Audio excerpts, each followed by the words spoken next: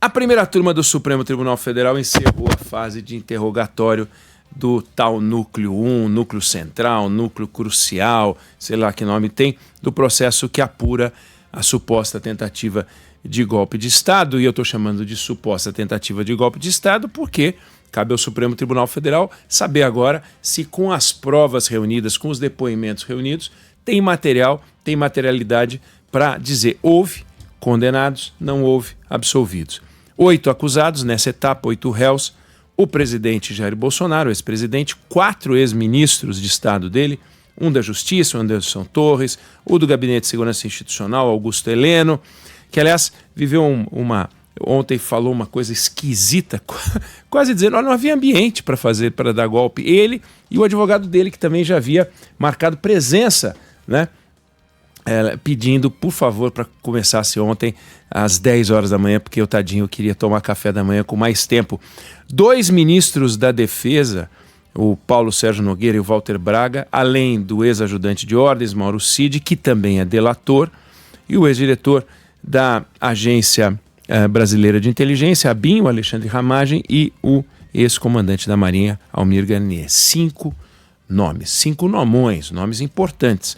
Então, o interrogatório, que acabou ontem, é a última etapa da fase de coleta de provas, é a última etapa da fase de instrução.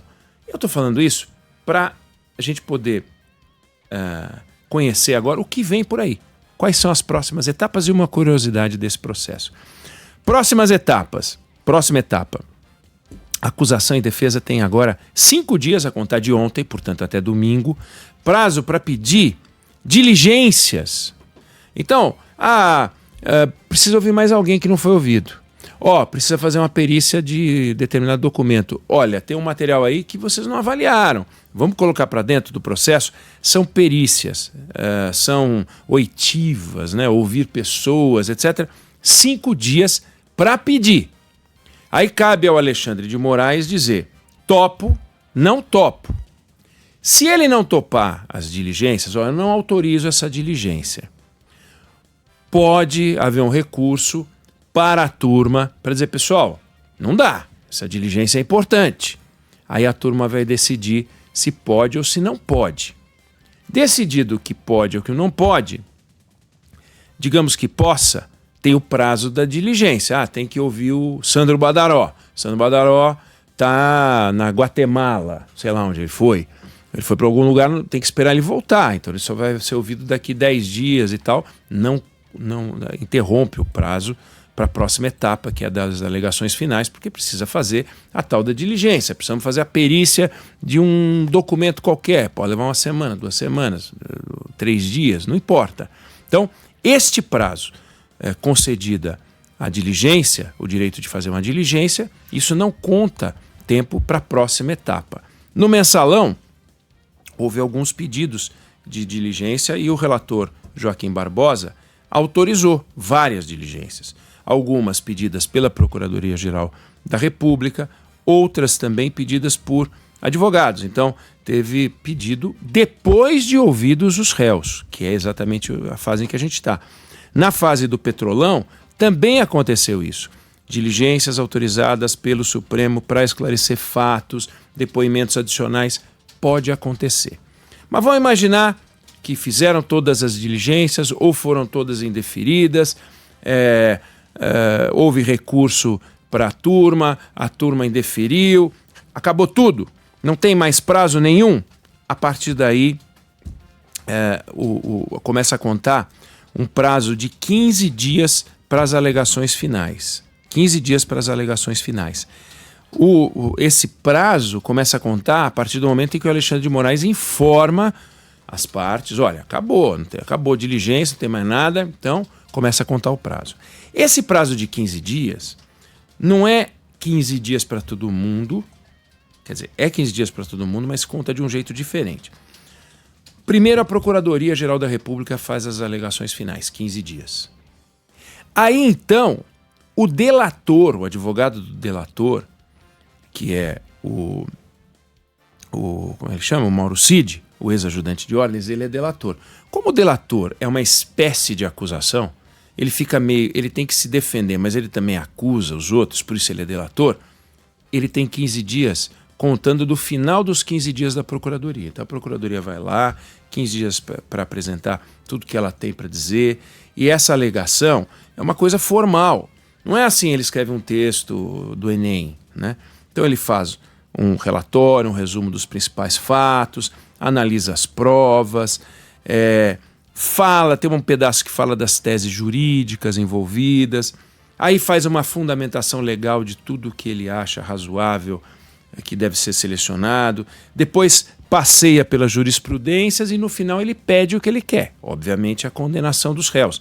Aí ele lista quais são os crimes que ele entende que são os crimes pertinentes, dizendo e sustentando tudo isso. Essa é a alegação final.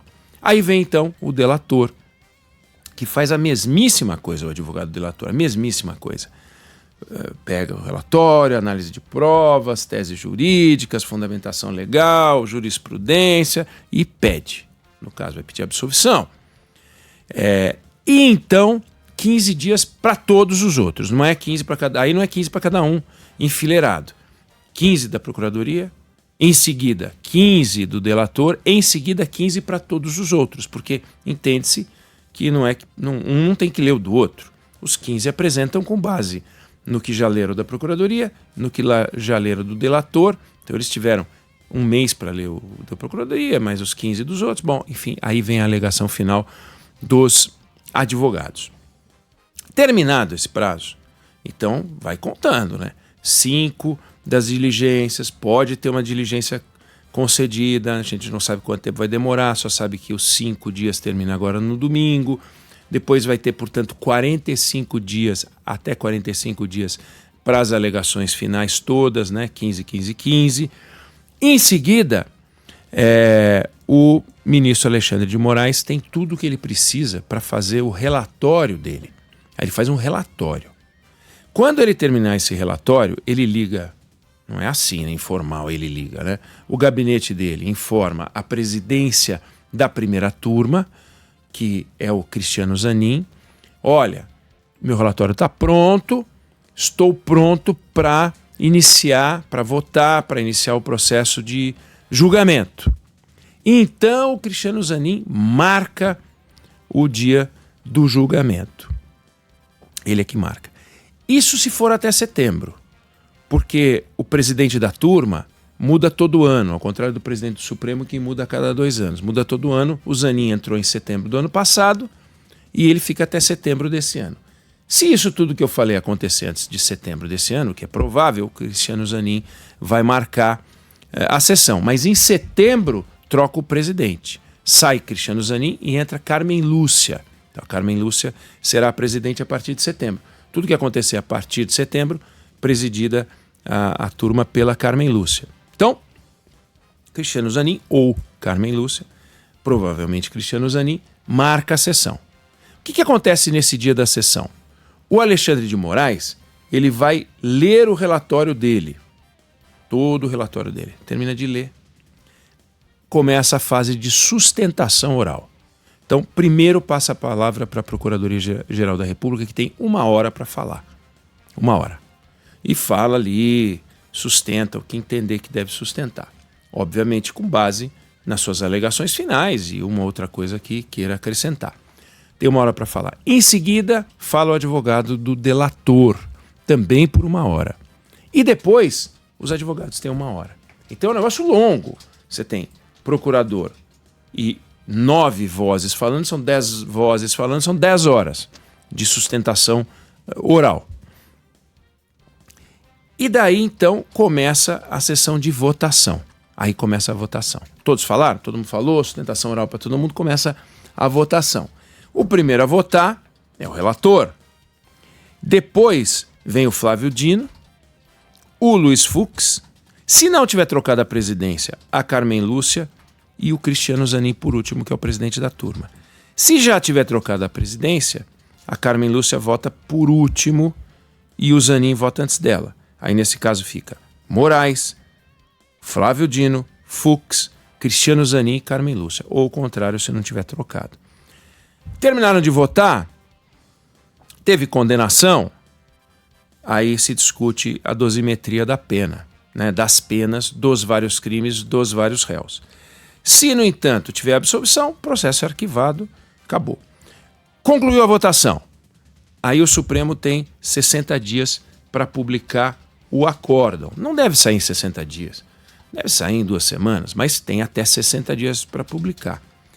Se algum voto ficar confuso, olha, tem uma omissão, tem uma contradição, tem um negócio meio atrapalhado que prejudica o meu cliente, o advogado tem 5 dias para pedir o que se chama embargo de declaração, para esclarecer essa confusão. Não é discussão de mérito, é para esclarecer uma eventual confusão. Se um dos réus tiver 2 votos pela absolvição em qualquer crime, porque não é um crime só que nós estamos falando, em qualquer um dos crimes, aí cabe o chamado embargo infringente. Embargo infringente parece que é negócio de limpar dente, ou então limpar...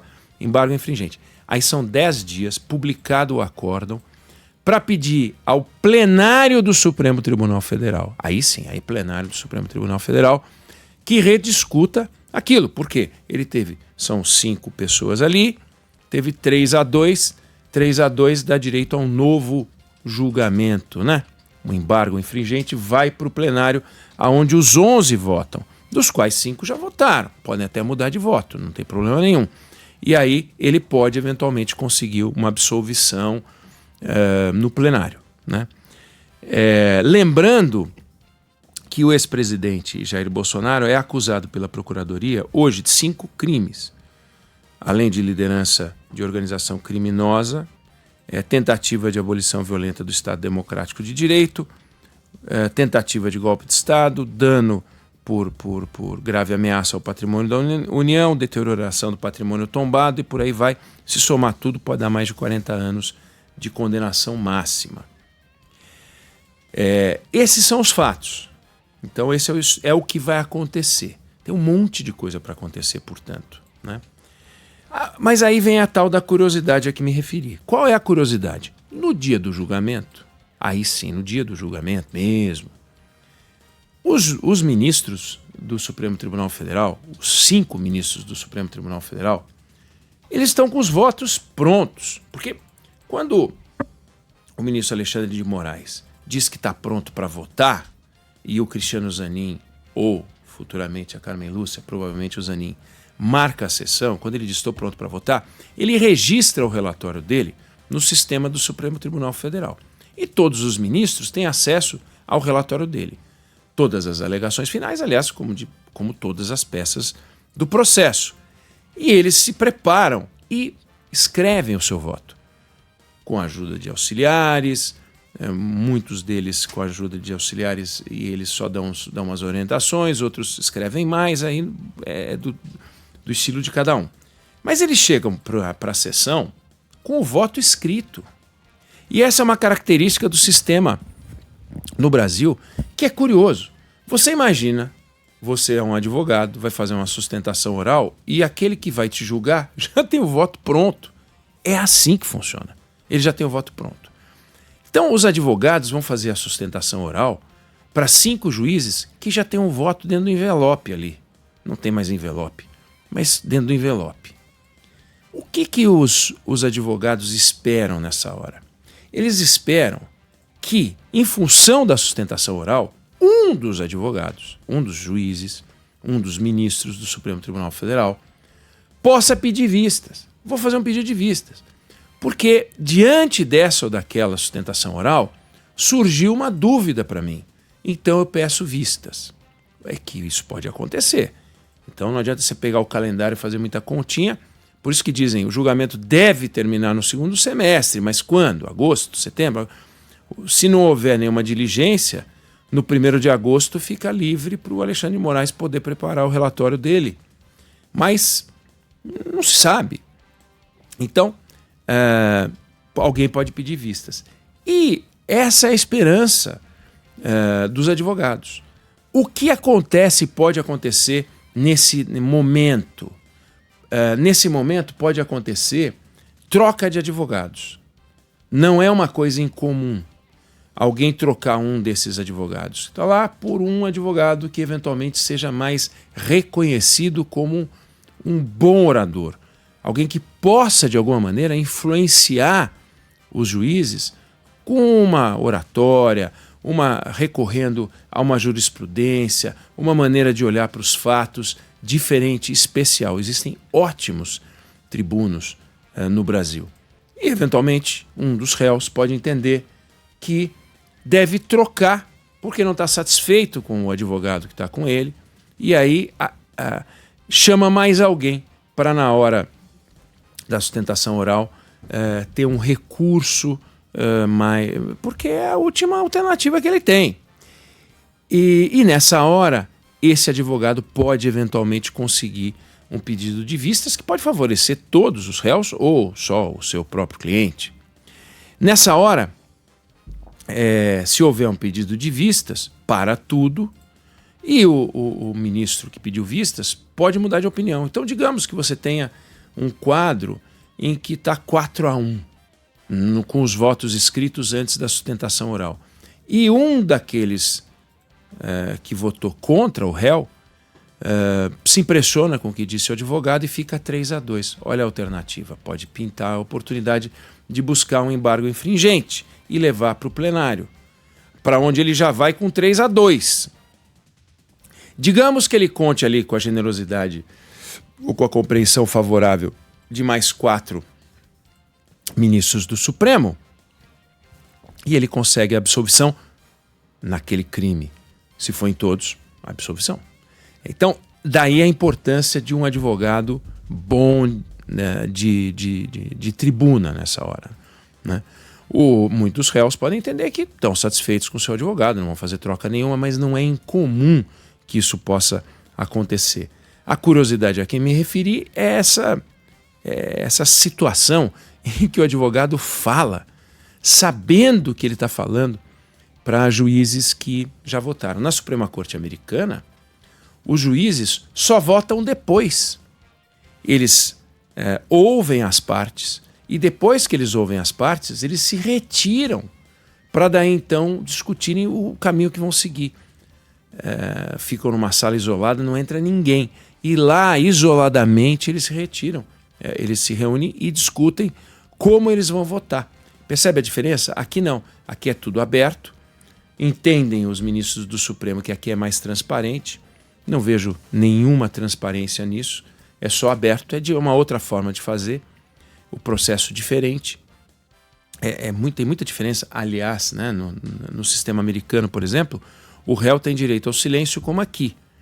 Mas se lá ele falar, ele assume o compromisso de falar a verdade. E se não falar a verdade, é crime de perjúrio. Aqui, ele não precisa falar, mas se falar, ele não tem que assumir o compromisso de falar a verdade. O Alexandre de Moraes observou isso todas as vezes antes do interrogatório dos réus. Enfim, essa curiosidade, esse é o cenário que eu queria compartilhar com vocês. Nem cabe eu dizer essa é a opinião que eu tenho sobre o assunto, porque não se trata de nenhuma opinião.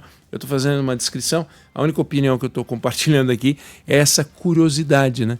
Você não acha curioso? O advogado vai falar para um grupo de ministros que já sabe como vai votar.